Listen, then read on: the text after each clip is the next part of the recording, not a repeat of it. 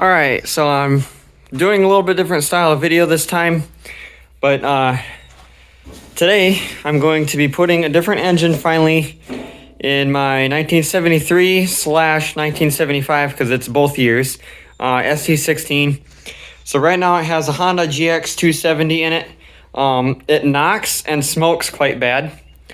It originally just knocked, and then I put a new connecting rod into it, and now it knocks and smokes. So what I'm going to do here is I've got to get my grass cutting John Deere out of here. Then I'm going to use my forklift that's way over there. And I'll lift this out of here. I'm going to get it washed up and get a different engine put in it. So since I was going to do a different style video, I'm going to do a video of actually moving stuff out of the way.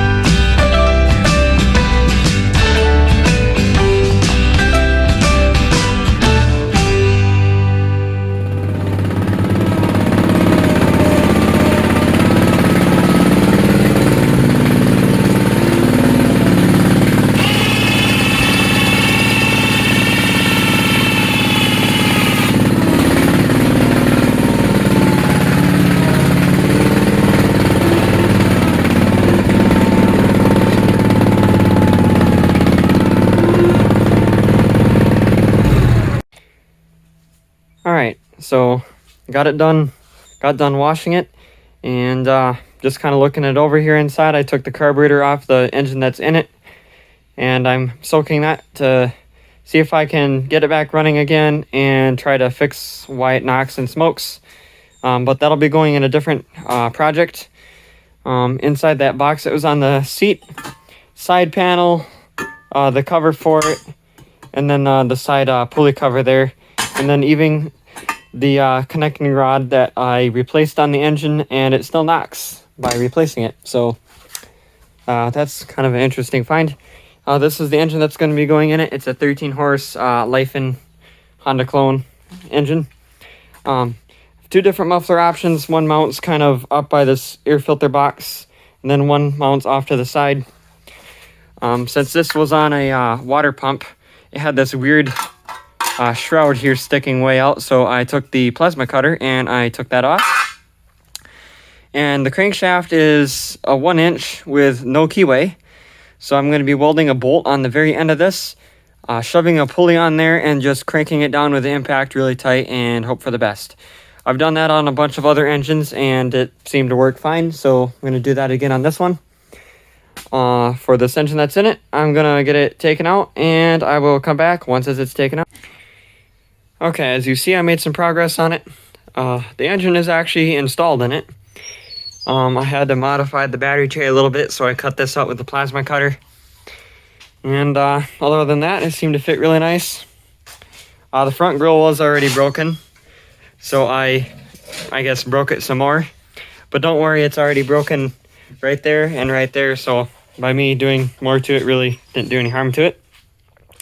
So the next thing to do is to put the pulley on the shaft, which basically I'm going to weld some threads on the end of that and then ram the pulley on there, tighten it down good, and shouldn't have a problem. And then the throttle cable here, basically what I'm going to do is I'm going to drill a little hole in this piece and then put the mounting bracket right there, the little clamp, and then clamp it on there, and it should work perfectly fine. So I'm going to get that stuff done and I will come back. Alright, as you see, I got it all done. So, of course, last time I showed you the engine was in. Now the hood's on, side covers are on, pulley's on. Throttle is hooked up, so basically on how I did that, since this is a solid RPM throttle, is I cut off the little part there that had a screw with a spring on it. I drilled a hole in that little piece there, and I put this bracket on the side there with a little throttle clamp. And yeah, it seems to work fine. So that's cool that worked out. Just kind of one of them hope for the best type of a things. I took a self-tapping screw and I just put it in the muffler there. You could go to that screw there, but I didn't feel like it, so I just did that instead. Hood latch is nice, so that's cool.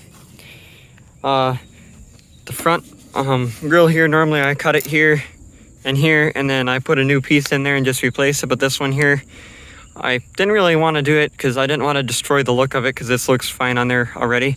But the hinge on this side was broken, so I just did the quick fix and put a zip tie on there. No grill corner because I don't have one, and the holes are broken off. Or I guess the bottom one is fine, but the top one's broken off, so it can't have one anyway. Side cover fits nice. I did my trick where I rammed the pulley on there and tightened it down nice. And so far so good. Side cover fit. So yeah. Here is some before and after pictures of this tractor.